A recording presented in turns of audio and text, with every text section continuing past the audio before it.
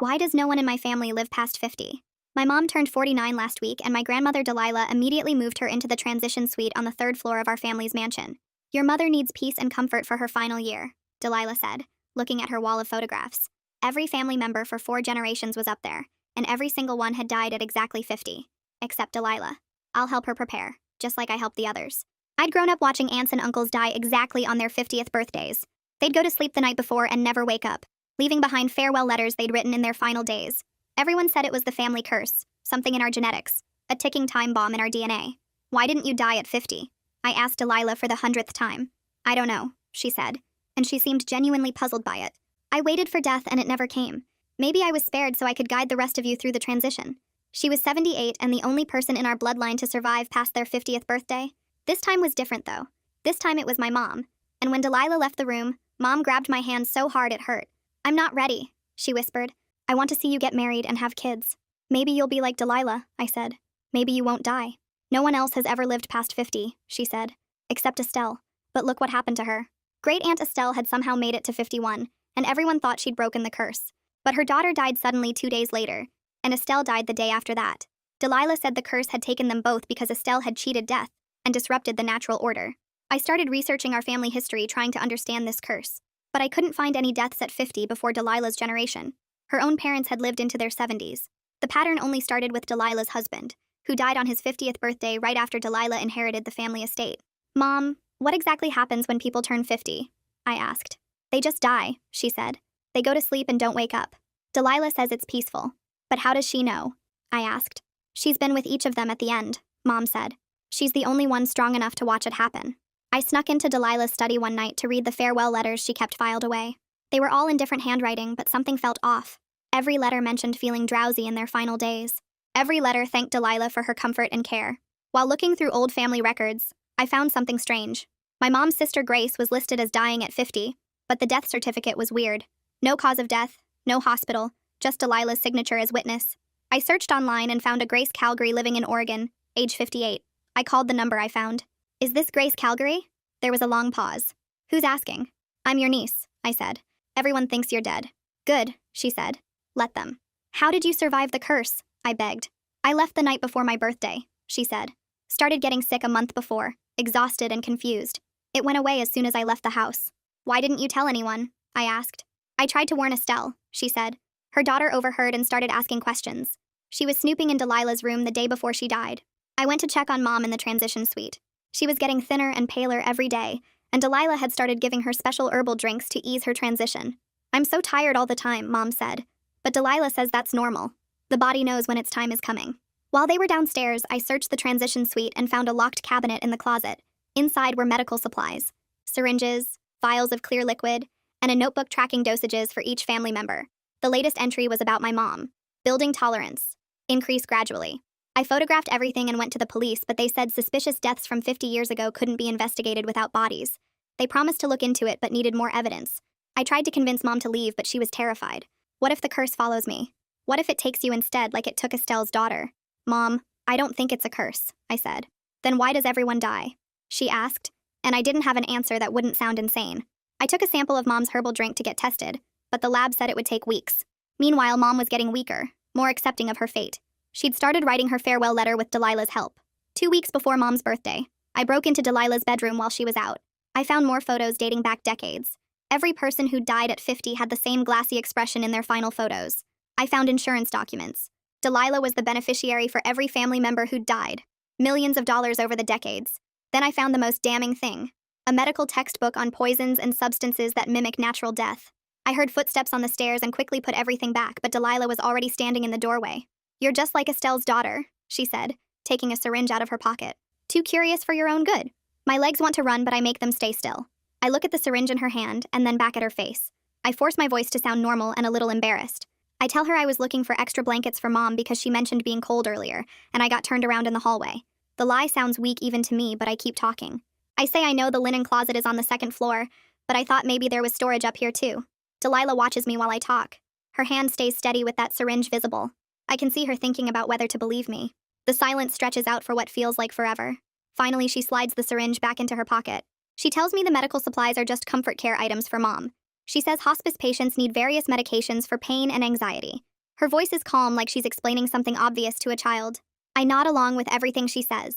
My phone is recording audio in my jacket pocket, and I pray the microphone is picking this up. Delilah relaxes a little bit. She warns me that snooping around causes stress for everyone. She says Mom especially needs peace right now. I apologize quickly.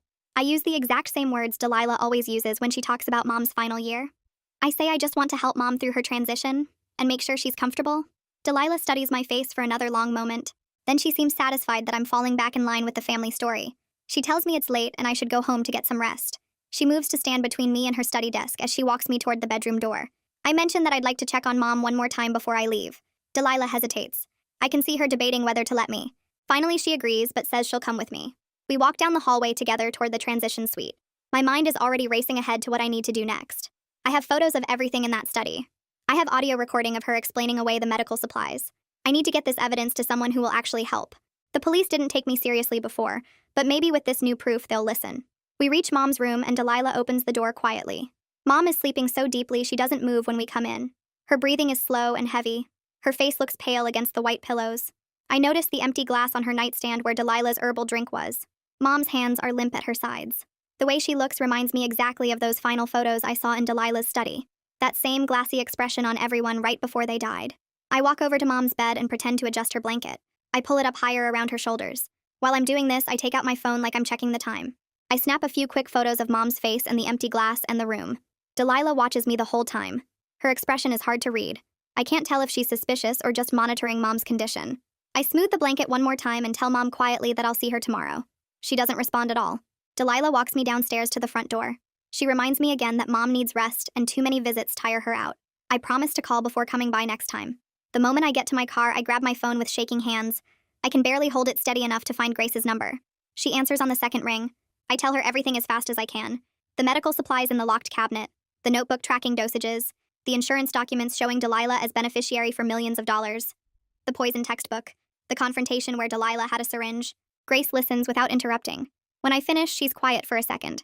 Then she confirms everything I suspected. She says she started feeling sick about a month before her 50th birthday. Exhausted all the time. Confused and foggy. The symptoms went away within days of leaving the mansion. After a week away from Delilah's care, her head cleared up completely. She tells me I need to get Mom out of that house as soon as possible. I explain that Mom is terrified to leave because of what happened to Estelle and her daughter. Grace says that's exactly what Delilah wants. Keep everyone scared so they stay put and accept their fate. We talk about options, but nothing seems safe enough or fast enough. Mom's birthday is only 2 weeks away. I drive to an all-night coffee shop and park in their lot. It's 3 in the morning, but I'm too wired to sleep. I pull up a notes app on my phone and start mapping out the mansion. I draw every entrance I can remember. The front door, the kitchen door, the side entrance by the garden, the delivery entrance in back. I mark where I've seen security cameras over the years. There's one covering the front gate, one at the main entrance. I think there might be one in the garage, but I'm not sure. Then I write down the staff schedule based on months of watching the household routine. The housekeeper comes on Mondays and Thursdays from 9 to 3. The groundskeeper is there Wednesdays doing yard work. Delilah goes to her book club every Tuesday afternoon, and she's usually gone for 2 or 3 hours. Those are the small windows when I might be able to get to Mom without Delilah hovering over every interaction. I need to use these times to talk to Mom, to show her the evidence, to convince her that leaving is the only way to survive. When the electronics store opens at 9, I'm waiting in the parking lot. I go inside and find the security camera section. A sales guy asks if he can help, and I tell him I need a small camera that's easy to hide. He shows me one designed to look like a phone charger. It's perfect. You plug it into an outlet and it records to a memory card. He demonstrates how to set it up and access the feed through an app on my phone. I practice positioning it at different angles to see what it captures. The camera has a wide lens that can cover most of a room if you place it right. I buy it along with a high-capacity memory card. In the parking lot, I test it again to make sure I understand all the settings. If I can record Delilah actually giving Mom those poisoned drinks or injections, that might be the concrete proof I need. Something that shows exactly what she's doing. Something that can't be explained away as family drama or misunderstanding. I find the police department's website on my phone and locate the detective division email address. I forward all the photos from Delilah's study. The medical supplies, the dosage notebook, the insurance policies, the poison textbook. I write a detailed email explaining the situation. I include the timeline. I emphasize that Mom's 50th birthday is in 2 weeks. I hit send and immediately get an automated response. The message says they're experiencing high case volumes. Response time is 5 to 7 business days. I want to throw my phone across the parking lot. Mom doesn't have 7 days to wait for someone to maybe look at an email. She doesn't even have 7 days total. But I force myself to stay calm and think about what else I can control. I need to keep building evidence. I need to document everything. I need to be ready to act when the time comes. I open the insurance document photos on my phone and zoom in to read them more carefully. The amounts are staggering. $50,000 after Uncle James died, $75,000 after Aunt Patricia, $100,000 after my grandfather. The policies go back decades. I add up rough numbers in my head and it comes to several $1,000,000 over the years. Every single policy lists Delilah as the beneficiary. Every death certificate has her signature as the witness. She was there for each one. She watched them die and signed the paperwork and collected the money. The pattern is so clear it should be impossible to ignore. But apparently everyone has ignored it for years because no one questioned the family curse story. No one thought to investigate because Delilah was the respected family matriarch who took care of everyone so devotedly during their final days. That afternoon, I returned to the mansion with the hidden camera in my purse. I text Delilah that I'm coming by and she responds that Mom is awake but needs to keep the visit short. When I get to Mom's room, she's sitting up in bed. She looks groggy and pale, but at least her eyes are open. I tell her I've been worried about her. I say I've been researching our family history and some things don't add up. I'm trying to gauge how much I can say without scaring her into telling Delilah everything. Mom squeezes my hand weakly. She says she's accepted her fate. She tells me that fighting the curse only makes things worse. She mentions Estelle and how trying to cheat death got both her and her daughter killed. I have to bite my tongue hard to keep from screaming. I want to tell her there is no curse. I want to show her all the evidence. But I know if I push too hard right now, she'll panic and tell Delilah and then I'll lose all access. So instead, I just hold her hand and tell her I love her. I promise her we'll figure this out together. She smiles sadly like she thinks I'm in denial about what's coming. Before I leave, I plug the hidden camera into an outlet near her nightstand. It looks exactly like a regular phone charger. Mom doesn't even glance at it. I leave Mom's room and walk quickly down the stairs, my legs shaking from the adrenaline of plugging in that camera right under Delilah's nose. I get to my car and sit in the driver's seat for a minute, hands gripping the steering wheel while I try to calm down enough to think clearly. I pull out my phone and search for private medical labs that do toxicology testing, scrolling through results until I find one that advertises fast turnaround times and 24-hour service. I dial the number and a woman answers on the second ring, her voice professional and slightly tired. I explain that I need to test a drink sample and some vials for unknown substances, trying to sound calm and reasonable instead of like someone in the middle of a family emergency. She starts asking questions about chain of custody and whether this is for legal purposes, and I realize this is way more complicated than just dropping off a sample at a lab. She tells me about proper collection procedures, storage requirements, and documentation that needs to be maintained if I want the results to be useful in any official capacity. I'm writing notes on the back of a receipt I found in my console, trying to keep up with all her instructions about sealed containers and temperature control and witness signatures. She says they can do a rush analysis, but it will cost extra. And when she quotes the price, I do quick math in my head and realize this will max out my credit card. I tell her that's fine and arrange to bring everything in tomorrow morning at 8, hanging up. And sitting in the dark parking lot feeling like I'm drowning in details and procedures when all I want is someone to just test the damn poison and tell me what Delilah is using to kill people. I drive to a coffee shop that's still open and order something I don't really want, then sit at a corner table with my laptop and start searching for information about elder abuse laws in our state. I spend over an hour reading through dry legal language about mandatory reporting requirements, discovering that healthcare workers are legally required to report suspected abuse to authorities. If I can get one of the nurses or aides who visit the house to actually see what's happening, they might be obligated to file a report that would carry more weight than my accusations as a family member. The problem is that Delilah carefully controls who has access to Mom and for how long, always hovering nearby and managing every interaction. I read about what constitutes evidence of abuse and what kind of documentation is needed, taking screenshots of relevant sections to reference later. I find the contact information for Adult Protective Services and stare at it for a while, knowing I need to call but also knowing it probably won't help fast enough. I dial the number anyway, and work my way through an automated phone tree that offers me options for reporting abuse, getting information about services, and speaking to a representative. I press buttons and wait through hold music until finally a real person picks up and asks how she can help me. I explain the situation as clearly as I can, telling her about Mom being kept in the transition suite, the medications with no proper prescriptions, the pattern of family deaths, and the evidence I've been gathering. The intake worker is polite, but I can hear the hesitation in her voice as she explains that they need to prioritize cases with immediate danger, and that family disputes over end-of-life care are complicated. She takes down my information and Mom's information, asking questions about Mom's mental capacity and whether there's an immediate threat to her safety. I tell her yes, there's an immediate threat because Mom's 50th birthday is in less than 2 weeks, but I can tell she thinks I'm overreacting or caught up in family drama. She says someone will follow up within a week to assess the situation, and I want to scream that Mom doesn't have a week to wait for someone to maybe schedule a visit. I thank her and hang up, adding this to my mental list of useless bureaucratic delays while Mom gets weaker every single day. I go back to the mansion that evening and let myself in with my key, heading straight up to the 3rd floor to check on Mom. When I get to her room, I notice immediately that there are new locks on the cabinet where Delilah keeps the medical supplies, small combination locks that weren't there this morning.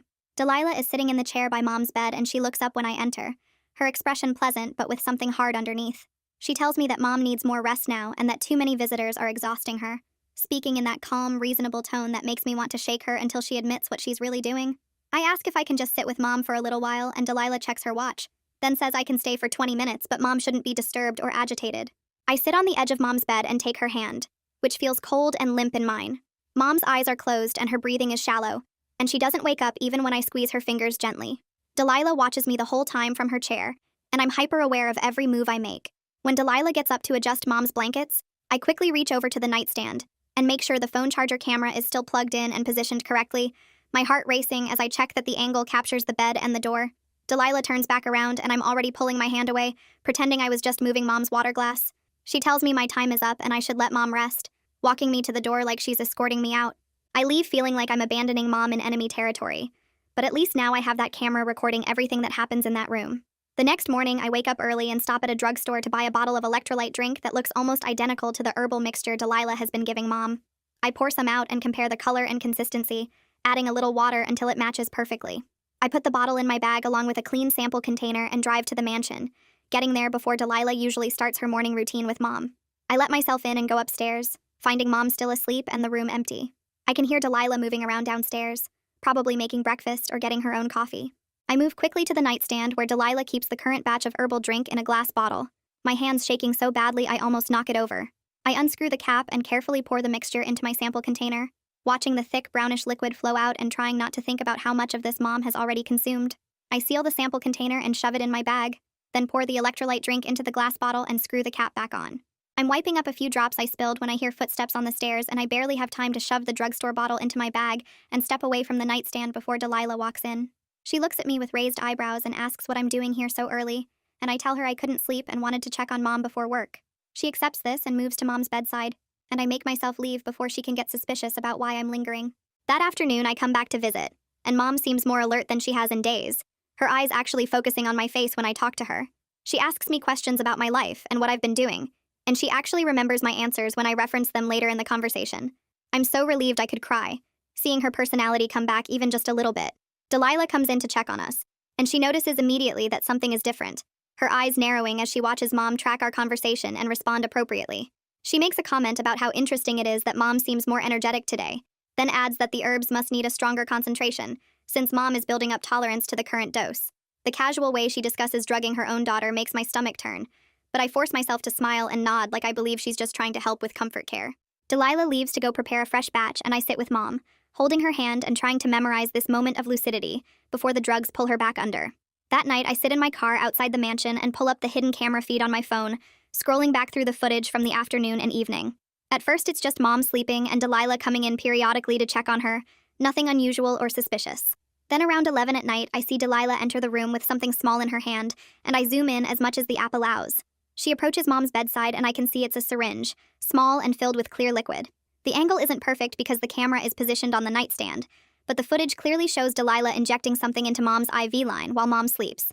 She does it quickly and efficiently, like she's done this 1,000 times before, then disposes of the syringe in her pocket and leaves the room.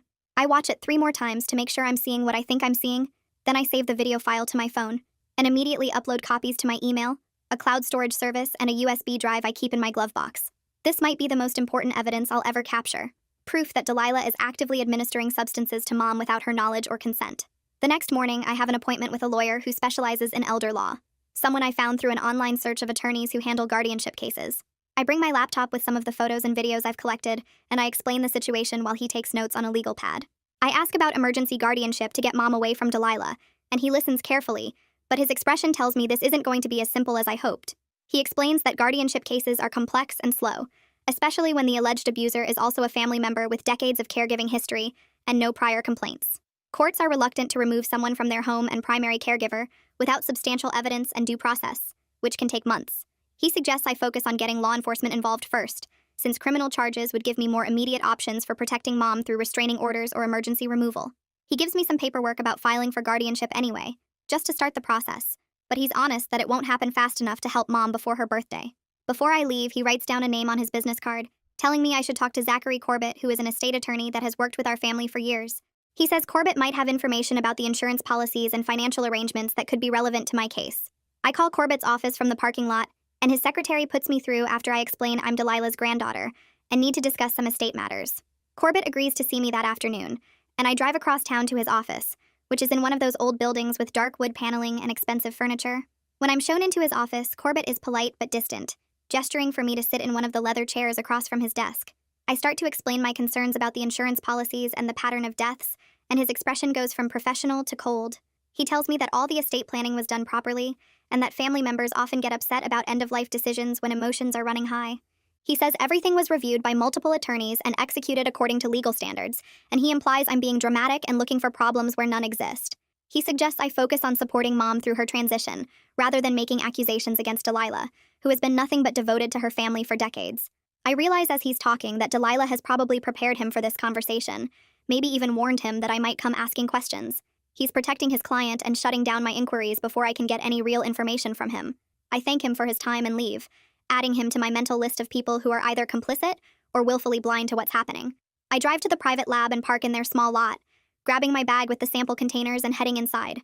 The reception area is clean and clinical, and I give my name to the person at the desk who directs me to a small consultation room. A woman in a lab coat comes in and introduces herself as Judith Berg, and she sits down across from me to discuss the testing process. She explains the limitations of testing without proper chain of custody and legal documentation, telling me that she can analyze the substances and tell me what they are, but the results might not be admissible in court if the collection process isn't documented correctly. She asks me detailed questions about how I obtained the samples and whether anyone witnessed the collection, and I have to admit that I did it alone without any official procedures. She nods like she expected this and says she understands, and that she can still run the analysis to tell me what I'm dealing with, even if it can't be used as legal evidence. I tell her that's fine, that I just need to know what Delilah is using, so I can figure out how to stop her. Judith takes the sample containers and labels them carefully, then promises to rush the analysis and call me with preliminary results within 48 hours. She gives me a receipt and some paperwork about the testing procedures, and I leave feeling like I'm finally making some kind of progress, even if it's slower than I need it to be. I drive back to the mansion that afternoon with a small audio recorder I bought at an electronics store, the kind designed to look like a regular USB charger. I park down the street and walk up to the house, checking that Delilah's car is still in the driveway before I let myself in through the side entrance. Mom is sleeping when I get to her room on the third floor, her breathing shallow and her face pale against the white pillows.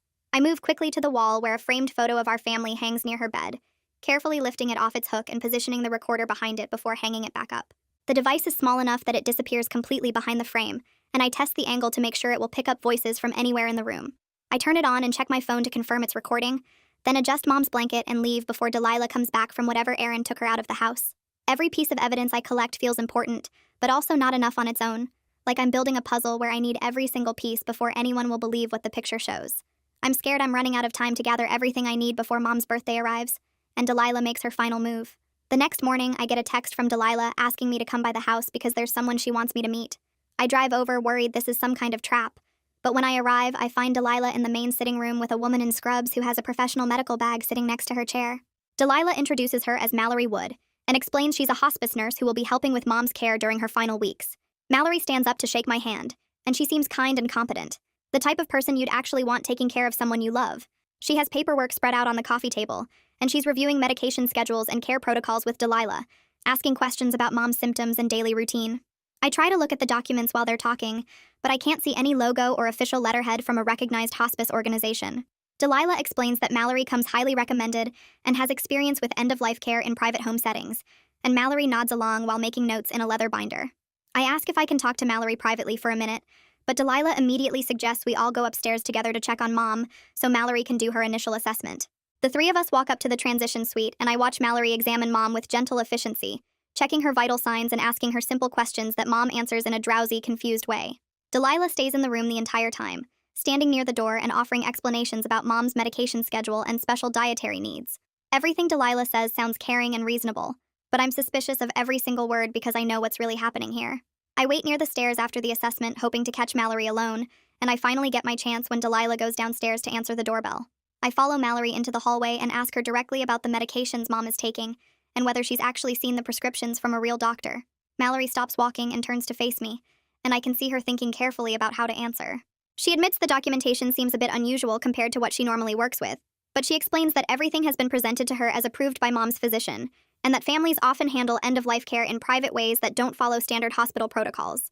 I watch her face while she talks, and I can see doubt in her eyes even as she defends the situation, like she's trying to convince herself as much as me. I want to tell her everything I've discovered, but I'm scared she'll just report back to Delilah. So instead, I ask if she'd be willing to review the actual medication vials and dosages to make sure they match what a doctor would prescribe. She hesitates again and says she'll take a closer look at the documentation, and I wonder if I might be able to turn her into an ally if I can show her the evidence I've been collecting without putting Mom in more danger. My phone buzzes with a text from Grace while I'm driving home, and I pull over to look at the photos she sent me. They're pages from her medical records showing liver function tests and thinking ability scores from right before she left the mansion, and then again 6 months later. The difference is huge, with all her numbers improving after she got away from Delilah's care. Her doctor wrote notes in the margins about how her symptoms matched chronic low-level poisoning, but he couldn't figure out the source since she'd already moved to Oregon by the time he saw the pattern. I save all the photos to my evidence folder and text Grace back thanking her for sending them. These records prove everything Grace told me about getting better once she escaped, and they show a clear medical pattern that supports my theory that the curse is actually murder. I add them to my growing file of documentation that includes photos of Delilah's medical supplies, the insurance policies, the hidden camera footage, and now soon the lab results from the drink samples. That night, I check the hidden camera feed from my apartment and watch footage of Delilah entering Mom's room around 8 in the evening. She sits down on the edge of Mom's bed and picks up the notebook where Mom has been writing her farewell letter, the one Delilah suggested she start working on weeks ago. I turn up the volume on my laptop and hear Delilah reading through what Mom has written so far, then suggesting specific phrases Mom should include. She tells Mom to write about being grateful for Delilah's guidance and to say she accepts her fate peacefully, actually dictating the exact words that will make Mom's death look expected and natural. Mom's voice is weak and confused as she agrees to add the phrases Delilah wants, and I watch her pick up her pen with shaking hands to write what Delilah is telling her to say. The whole thing makes me feel sick because Delilah is literally scripting the goodbye letter that will be used as evidence that Mom died willingly and without suspicion. I save the video file to 3 different locations knowing this footage shows the psychological control Delilah has over Mom, which is almost as bad as the physical poisoning because it's destroying Mom's ability to fight back or ask for help. My phone rings the next afternoon and it's the woman from Adult Protective Services calling me back about the report I filed. She apologizes for the delay and says she's scheduled a home visit to evaluate Mom's situation, and I feel a quick moment of hope until she tells me the appointment is for next Tuesday. I do the math in my head and realize next Tuesday is 3 days after Mom's 50th birthday, which means it will be too late if Delilah follows her usual pattern. I try to explain the urgency and tell her about the birthday deadline, but she says she understands my concern and she'll try to move the visit up if there's a cancellation. She can't promise anything, though, because they have a huge caseload and they need to coordinate with other agencies before they can do an emergency intervention. I thank her for trying and hang up feeling like I'm screaming into a void, while everyone around me moves at the speed of paperwork and procedures. The system isn't designed to prevent murders that look like natural deaths, and by the time anyone official takes action, it will be too late to save Mom. Judith calls me 2 days later with preliminary results from the drink sample I brought to her lab. Her voice is careful and professional as she explains what they found, telling me the sample contained traces of medicines called benzodiazepines and other drugs that make people sleepy and confused. She says the amounts weren't high enough to kill someone right away, but would definitely cause drowsiness and mental fog over time if someone took them every day. The levels match exactly with Mom's symptoms of being tired all the time and having trouble thinking clearly. Judith explains she's running more detailed tests on the vials I brought in, but these initial findings already confirm that someone has been giving Mom drugs on purpose, using substances that wouldn't show up in a regular check after death. I thank her and ask her to rush the rest of the analysis, then I save her preliminary report to my evidence folder. This is scientific proof that Mom is being poisoned, not dying from some genetic curse, and it's exactly the kind of documentation I need to make people take this seriously. I go back to the mansion the next day to check on Mom and find Delilah waiting for me in the front hallway. She tells me Mom needs complete rest now and that my visits seem to make her upset and anxious. She says I can see Mom for a few minutes, but then I need to let her sleep because she's entering the final stage of her transition. I follow Delilah upstairs and notice Mallory standing in the hallway outside Mom's room looking uncomfortable. When Delilah goes into Mom's bathroom to get something, Mallory quietly asks me if I have concerns about the care plan they're following. Her voice is low and hesitant, like she's not sure she should be asking, but I can tell she's been thinking about our earlier conversation. I tell her I have serious concerns and that I've been gathering evidence about what's really happening here. I watch her face carefully to see if she's going to help me or report everything back to Delilah, and I see her glance toward the bathroom door before nodding slightly like she wants to hear more, but not right now. I'm lying in bed that night unable to sleep when I suddenly realize the hidden camera I installed is connected to the mansion's wireless internet network. That means if Delilah knows anything about technology, she could potentially find the camera's signal and access the footage I've been recording. I get dressed and drive back to the mansion even though it's almost midnight, parking down the street and walking up to the side entrance with my keys ready. The house is dark except for a few night lights in the hallways, and I make my way up to Mom's room as quietly as possible. I unplug the camera from the wall and use my phone to change its settings so it records directly to its memory card, instead of uploading anything to the internet. It's a small technical thing, but it could mean the difference between having evidence and having Delilah find the camera and destroy it before I can use the footage. I plug it back in and check that it's still recording properly. Then I leave the same way I came in and drive home, hoping Delilah didn't hear me moving around upstairs.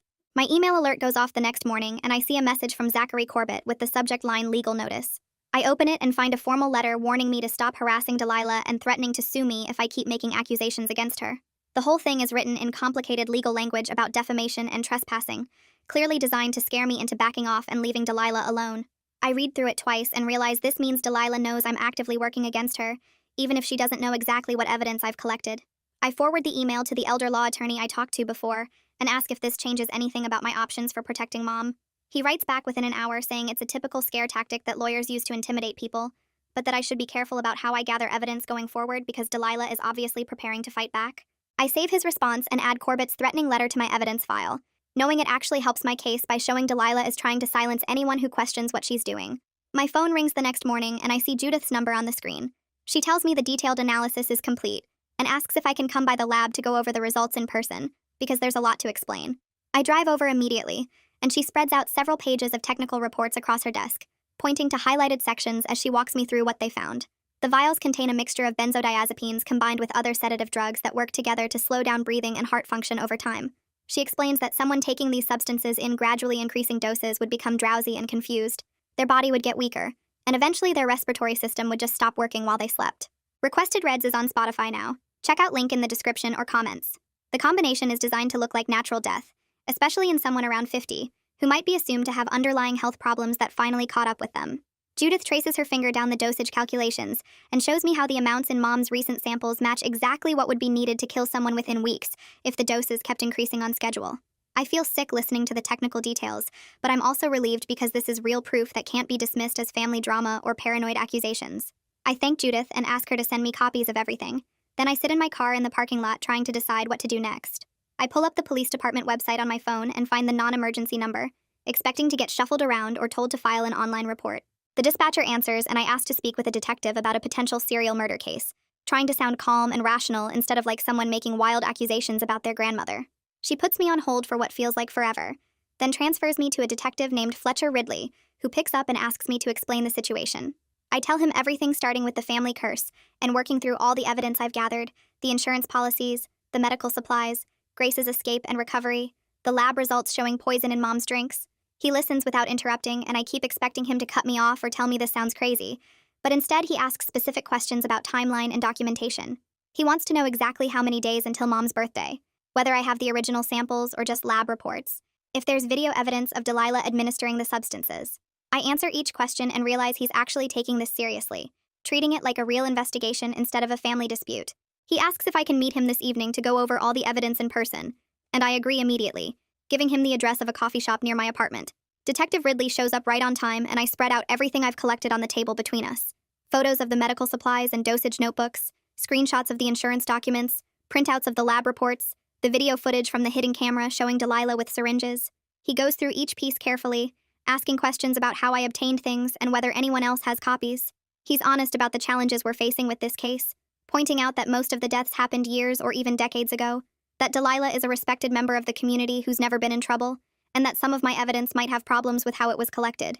But he also says that what I've shown him is enough to justify opening an investigation, and he explains that the strongest case will require catching Delilah actually giving Mom the poison, with clear documentation of Mom's condition immediately afterward. He wants video that shows Delilah administering substances, then shows Mom becoming impaired within minutes, with timestamps that prove the sequence of events. I tell him about the hidden camera I already installed, and he nods, saying that's good, but we need better angles and backup recordings in case Delilah finds and destroys the first camera. He gives me his direct cell number and tells me to call him immediately if I see Delilah preparing to give Mom anything, especially as we get closer to her birthday. The next morning, I go to an electronics store and spend 20 minutes looking at different hidden cameras before settling on a small clock that looks completely normal.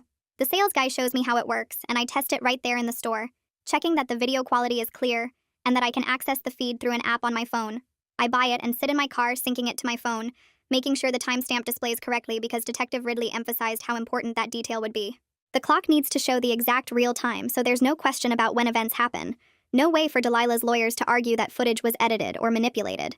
I practice positioning the clock at different angles and checking how the room looks through the camera lens, wanting to make sure I can capture both the bed where Mom sleeps and the area where Delilah prepares medications. The whole setup takes almost an hour, But I need to get this right because it might be the difference between building a case that holds up in court and having everything dismissed as unreliable evidence. I visit Mom that afternoon and she looks worse than I've ever seen her. Her skin has this pale gray tone, and when she moves, it's like she's pushing through thick water, every gesture slow and effortful. She's awake but barely, and when she sees me, she reaches for my hand and holds on tight. She whispers that she's scared to fall asleep because she's not sure she'll wake up, and I can see real fear in her eyes even through the fog of whatever drugs Delilah has been giving her. I promise her that I won't let anything happen, that I'm working on getting her out of here and somewhere safe. I have to fight to keep my voice steady and not start crying because seeing Mom like this makes me want to grab her and run right now. But I know that won't work if Delilah can just report her as a confused elderly person being kidnapped by an unstable family member. I stay with Mom for an hour, talking to her about random things and trying to keep her alert, and when I leave, I'm more determined than ever to stop Delilah before it's too late. I'm walking past Mom's door later that evening when I hear voices inside and recognize Mallory talking to Delilah. Mallory is asking about the medication dosages, saying that the amounts seem higher than what standard protocols would recommend, and that she hasn't seen any documentation from a prescribing physician. Delilah's voice gets sharp, and she tells Mallory that hospice care at home allows for flexibility in dosing, that the goal is comfort, not following bureaucratic paperwork requirements. She says Mallory should focus on making Mom comfortable rather than questioning the care plan that's been working for the family for generations. Mallory backs off and apologizes, but I can hear the doubt in her voice, and I wonder if she's starting to realize something is wrong with this whole situation. I wait until they leave the room before I go in to swap out the old hidden camera for the new clock, positioning it carefully on Mom's nightstand, where it has a perfect view of the bed and the medication tray. My email alert goes off the next morning and I see a message from Corbett with an attachment. I open it and find a scanned document showing a DNR order that Delilah has prepared for Mom, with signature lines and notary stamps already printed on the page.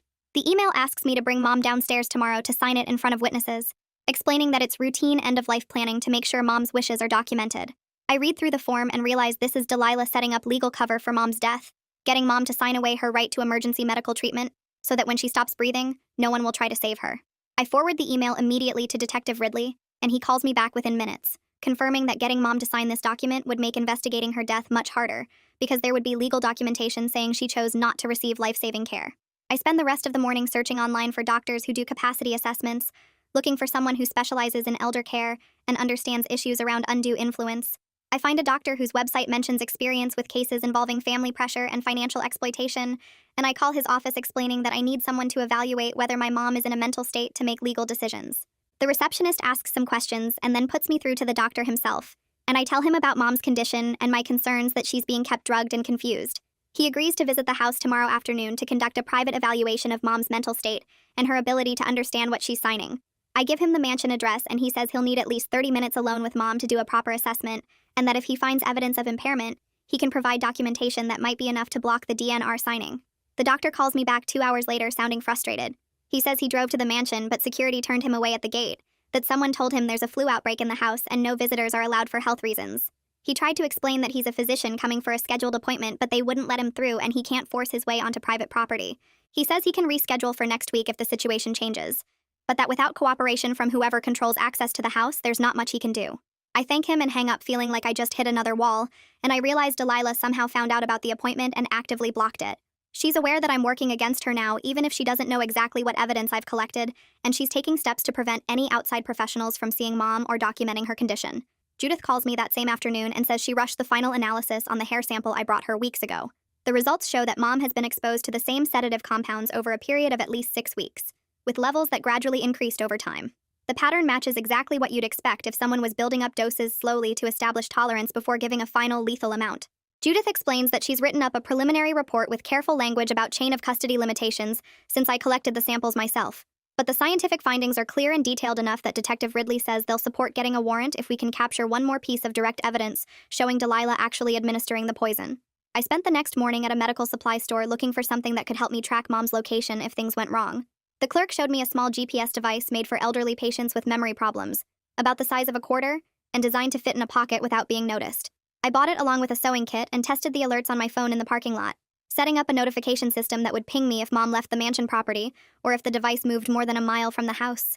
Back at my apartment, I carefully sewed the tracker into the inner pocket of Mom's bathrobe, the one she wore every morning, making sure the stitching was invisible and the device sat flat against the fabric. It felt paranoid to be tracking my own mother like she was a flight risk. But Delilah controlled every aspect of access to the house, and I needed some way to know where Mom was if Delilah tried to move her, or if something happened that I didn't know about. I tested the geofence one more time before heading to the mansion, watching my phone light up with an alert as I drove past the property boundary. The clock camera I'd hidden on Mom's nightstand had been recording for 2 days straight, and I checked the footage every few hours from my phone, fast-forwarding through the boring parts where Mom slept, or Delilah sat reading. Then, at exactly 11 in the morning, I watched Delilah enter the room with a small syringe in her hand, clearly visible in the frame as she approached Mom's IV line. She injected something into the port, and I could see the exact moment on the timestamp. Then Mom's eyes got heavy within minutes, and her words became slow and confused as Delilah asked her questions about the farewell letter. The footage was perfect. Delilah's face was clear, the syringe was obvious, and Mom's declining state was documented with timestamps that matched up exactly. I called Detective Ridley immediately while saving 3 backup copies of the video file, and he watched it remotely through a secure link I sent him. He confirmed this was exactly the direct evidence he needed to move forward with getting a warrant, that seeing Delilah actually administering something to Mom while Mom was clearly impaired afterward would be enough for a judge to take seriously. Detective Ridley called me back an hour later with specific instructions about what to do next. He explained that the warrant process would take at least another day or two, even with the video evidence, and that in the meantime I should call 911 the next time I saw Delilah preparing to give Mom any medications or injections.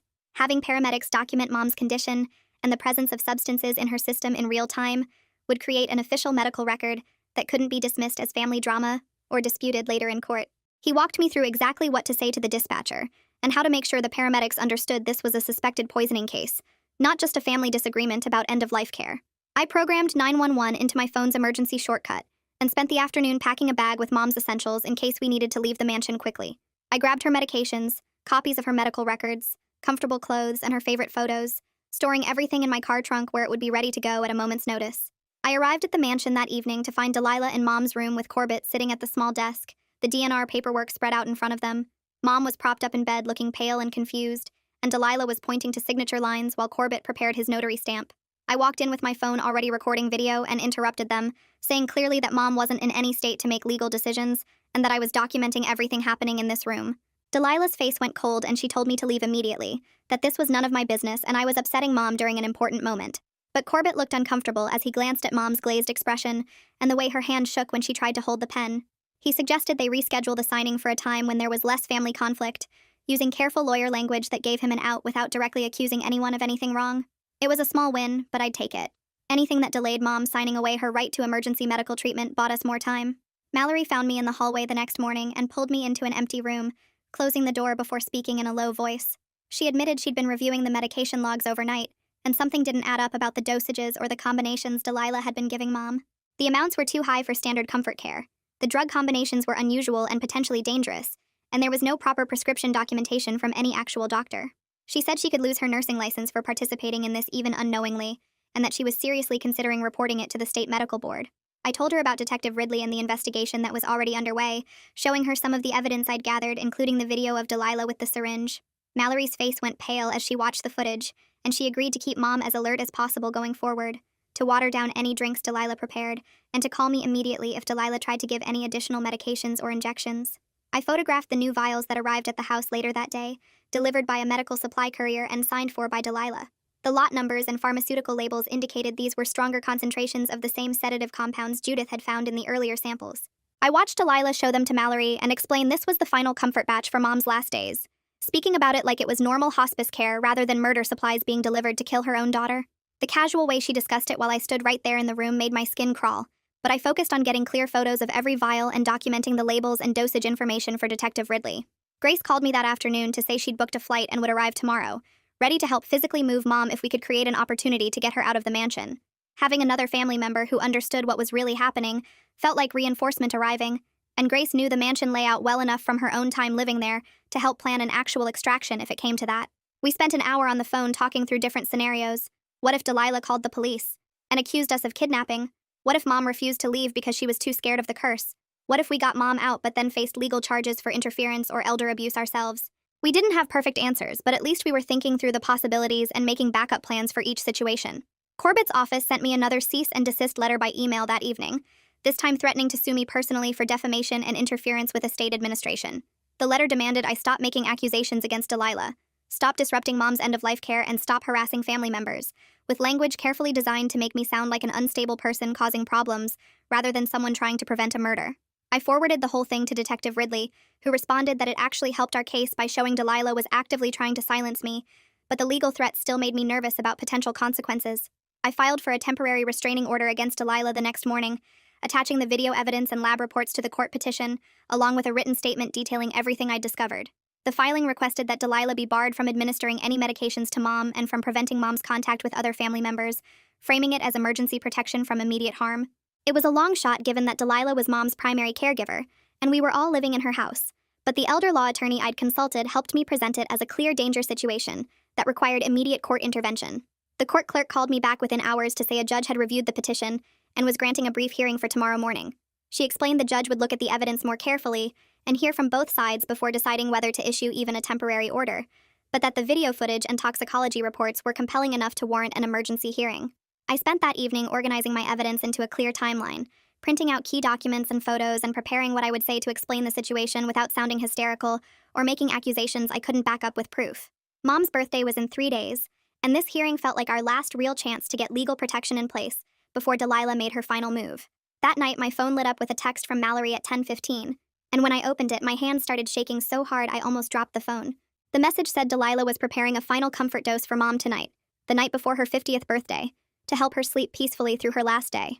Attached was a photo of a syringe filled with clear liquid sitting on a silver tray next to 3 small vials, all of it laid out like surgical instruments ready for use. Mallory's text continued that she couldn't be part of this anymore, that this crossed every line and that she was going to try to delay Delilah as long as possible. I called Detective Ridley immediately, and he answered on the second ring, his voice alert despite the late hour. I told him about Mallory's text and sent him the photo, and he was quiet for a moment before speaking.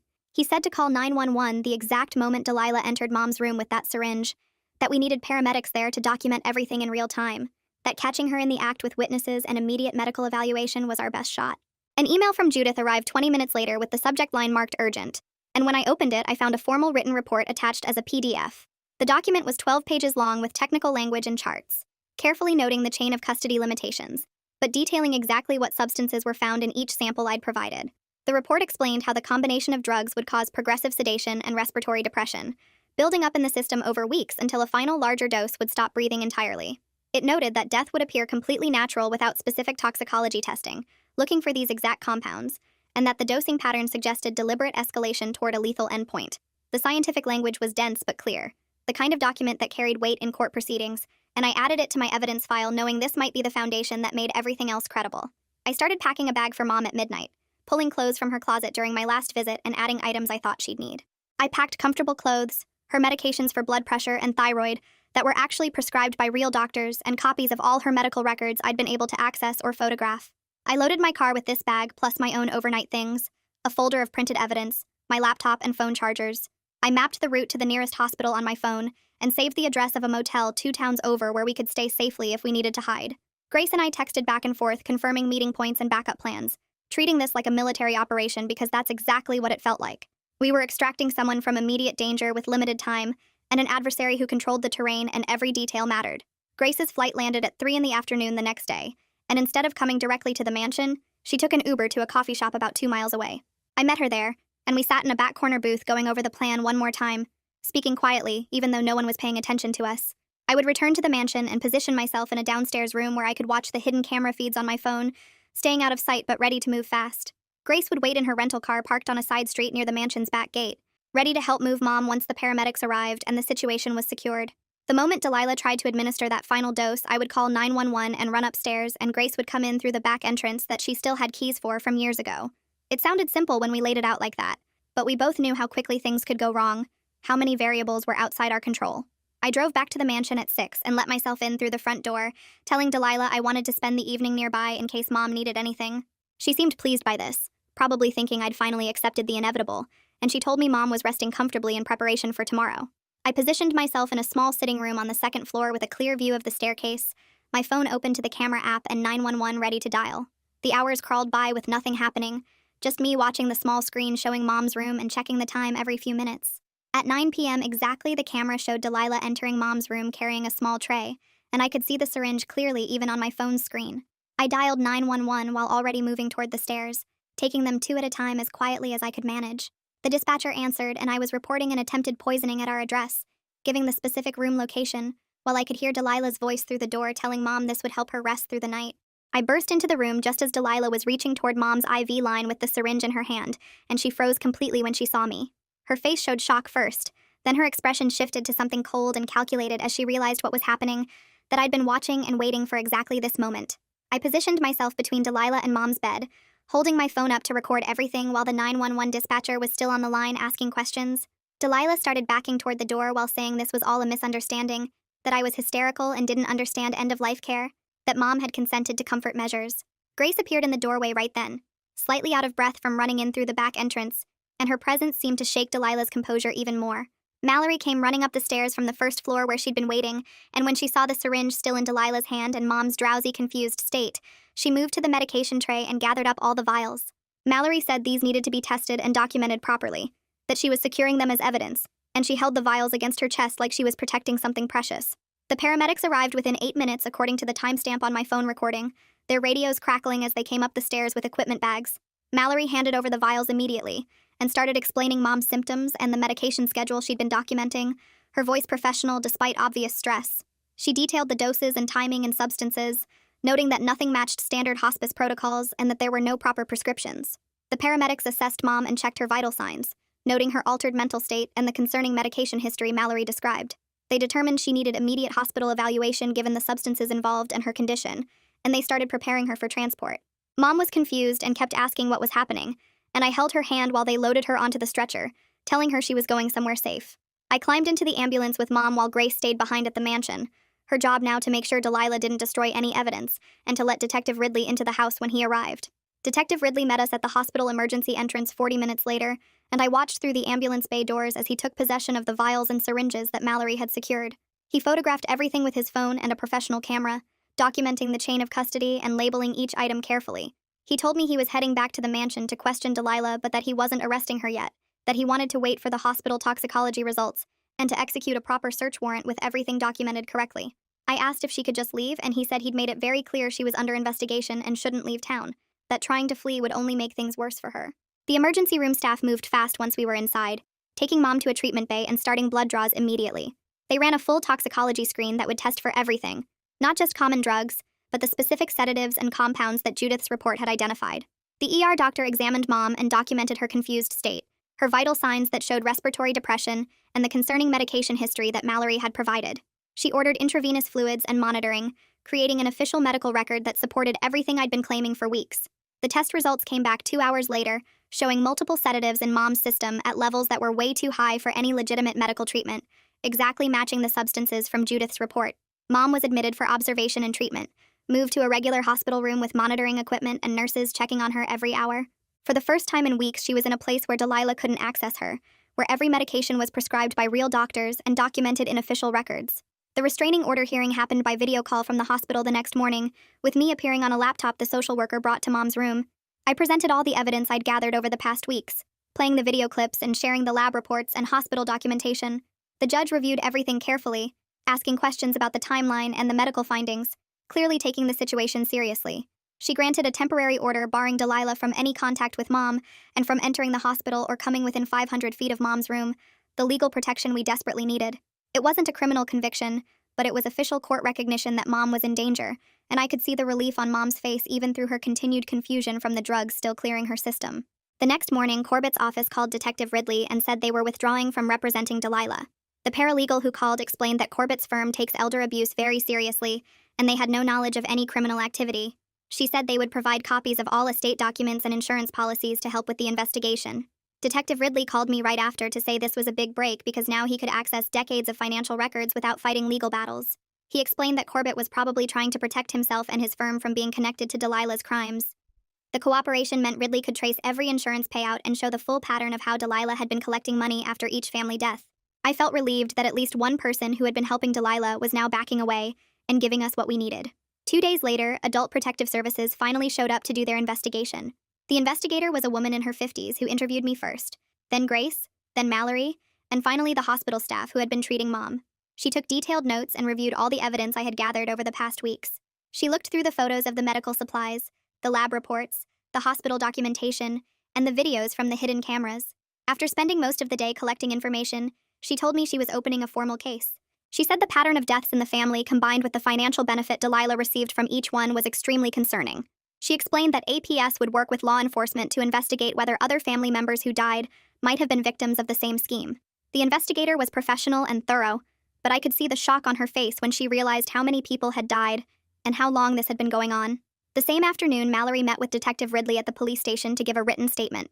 She brought all the medication logs she had kept during her time working for Delilah. The statement detailed every unusual dosing instruction and every time Delilah had pressured her to keep quiet about problems with the documentation. Mallory admitted in the statement that she should have reported her concerns earlier, but that Delilah was scary to work for and she needed the job. She explained how the medication combinations were wrong and how the amounts were way too high for legitimate comfort care. Her statement matched everything I had been saying and added professional medical context that made the case much stronger. Ridley told me later that having a healthcare worker confirm the medication problems was huge for building the case. I knew that coming forward might cost Mallory her nursing career, but she did it anyway because it was the right thing to do. 3 days after Mom's birthday, Judith called with her final complete toxicology report. The report listed every substance found in all the samples I had collected and explained exactly how they worked together. She described how the specific combination would slowly stop someone from breathing normally and make their heart work less and less over time. The report said this particular mix of drugs would cause death that looked completely natural, unless someone specifically tested for these exact substances. It explained how someone would just seem to fall asleep and not wake up, which was exactly what had happened to every family member at 50. Judith had included scientific references and medical studies to back up her findings. Detective Ridley called me after receiving the report and said this was the scientific proof that turned family accusations into documented evidence of an actual murder method. He said the prosecutor now had everything needed to show that Delilah had been using a specific technique to kill people while making it look like natural death. The search warrant was executed on the mansion 3 days after Mom turned 50. Detective Ridley showed up early in the morning with a team of people from the police department and the crime lab. They had a judge's order to search the entire house and collect any evidence related to the deaths. I watched from my car parked down the street as they carried out boxes and boxes of stuff. They photographed everything in place before moving it. They took all the medical supplies from the transition suite and Mom's room. They collected the notebooks with dosage schedules that went back years and years. They found the medical textbooks with highlighted parts about poisons that don't show up in normal tests. They took files on every family member who had died with notes about their health and medication schedules.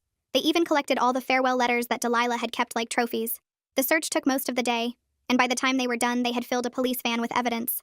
Delilah was arrested right there at the mansion and charged with attempted murder for what she tried to do to Mom. The detective told me the prosecutor was already looking at additional charges as they investigated all the historical deaths. Watching Delilah get put in handcuffs and taken away felt unreal after weeks of her being in complete control of everything. 2 days later, Delilah made bail. She used money from the estate to post bond and hired a whole team of expensive criminal defense lawyers. The local news picked up the story, but they only had basic information about an investigation into suspicious deaths in a prominent family. Extended family members I barely knew started calling and texting to ask what was happening. Some of them insisted Delilah would never hurt anyone and said I was making things up because I wanted Mom's inheritance. Others admitted they had always thought the curse story was weird and that something felt wrong about how everyone died. The family split into 2 groups, arguing on social media and in phone calls and text messages. People who believed Delilah was innocent started attacking me online and saying I was an ungrateful granddaughter trying to destroy a respected woman. People who believed me shared their own suspicions about family deaths they had witnessed. What should have been a clear case of justice turned into messy family drama playing out where everyone could see it. I stopped reading the messages and comments because they were making everything worse. Over the next week, Mom's condition got better as the drugs finally cleared out of her system. The hospital set her up with a doctor who works with older people who have been manipulated and abused. The psychiatrist spent hours talking with Mom about what Delilah had done to her over the past year. She explained that Mom had been given drugs that messed up her thinking and made it impossible for her to understand what was really happening. The psychiatrist said Delilah had used a mix of chemicals that affected Mom's brain and psychological pressure that made fighting back feel impossible. Mom cried when she realized how close she came to dying, and how completely Delilah had controlled what she thought and felt. She kept saying she couldn't believe her own mother had been planning to kill her for money. I sat with Mom through the worst moments when the grief and anger hit her hardest. The psychiatrist said it would take a long time for Mom to process everything, but that she was strong and would recover. The hospital social worker met with us to plan for Mom leaving the hospital. She made it very clear that Mom could not go back to the mansion while Delilah had any access to it. We talked about different options for where Mom could stay and how to keep her safe long term. The social worker brought up the possibility of selling Mom's share of the estate to pay for her own place to live. Grace offered to let Mom come stay with her in Oregon, where she would be far away from Delilah and all the family drama. But Mom said she wanted to stay near me because I was the one who had saved her life, and she trusted me to keep her safe. We started looking at rental houses in town that had good security systems and no connection to Delilah or the family. The social worker helped us make a safety plan that included keeping the GPS tracker active and having regular check-ins with people who knew the situation. She also connected us with resources for victims of elder abuse and gave us information about support groups. Right in the middle of planning everything, Corbett sent an email saying the estate accounts were being frozen. The prosecutor was going after the money because it came from insurance fraud. This meant Mom couldn't access her inheritance to pay for a place to live or her medical bills. All the money that should have been hers was locked up in the legal case. We suddenly had no way to pay for anything. I maxed out my credit cards to cover the first month's rent on a small house we found and to pay the medical bills that insurance didn't cover. The house was tiny compared to the mansion, but it had good locks and a security system, and was in a neighborhood where nobody knew our family. I knew we would figure out the money problems later, but right now keeping Mom safe had to come first. Grace sent some money to help and said she would keep helping as long as we needed it. The financial stress added another layer of worry on top of everything else we were dealing with. I started seeing a therapist to deal with everything that had happened over the past month. The fear of losing Mom, the investigation, watching Delilah every second, and realizing how close everything came to going wrong. The therapist helped me understand that being constantly alert and worried had been necessary to keep Mom alive, but that I needed to learn when it was okay to relax now. She said I was showing signs of trauma from the sustained stress and danger. We worked on ways to set limits and recognized that I couldn't control everything, even though I wanted to protect Mom from any possible threat. The therapist taught me breathing exercises for when the panic hit, and ways to tell the difference between real danger and my brain being stuck in high alert mode. I practiced noticing when I was being reasonably careful, versus when I was being so worried that it was making things harder. She reminded me that Mom was safe now, and that I had done everything right to save her, but that I also needed to take care of myself so I could keep helping Mom through her recovery. We found a small rental house 3 weeks after Mom left the hospital, and I spent 2 days installing deadbolts on every door and window locks that actually worked. The security company came out and set up cameras covering all the entrances, and I tested the GPS tracker in Mom's phone to make sure the geofence alerts were working properly. Grace flew in to help us move Mom's stuff from storage, and we set up her bedroom on the first floor so she wouldn't have to climb stairs while she was still getting her strength back. Mom was shaky those first few days, jumping at every sound and checking the locks multiple times before bed, but I noticed her hands were steadier when she made coffee in the mornings, and she started asking about going back to her book club. Grace came to visit every 3 weeks, and we set up a group chat where we checked in every morning with a simple thumbs-up emoji, just to confirm everyone was okay. The prosecutor called twice to update us on the case against Delilah, and said they were building charges related to multiple deaths, but that it would take months to go through all the evidence. 2 months after Mom's 50th birthday, we sat together at the kitchen table in our safe little house eating takeout, and Mom reached across to squeeze my hand. She said she was ready to actually start living now instead of just surviving. And I believed her because I could see the color back in her face, and the way she smiled when she talked about maybe getting a dog or taking a painting class. The curse that had hung over our family for decades turned out to be one woman's greed, and we were both alive and free from it. Well, there's the big finale nobody was waiting for. If you're still watching, I can't tell if you're loyal or just bored. Either way, I'm flattered. Go on, subscribe, and see how far this bad habit goes.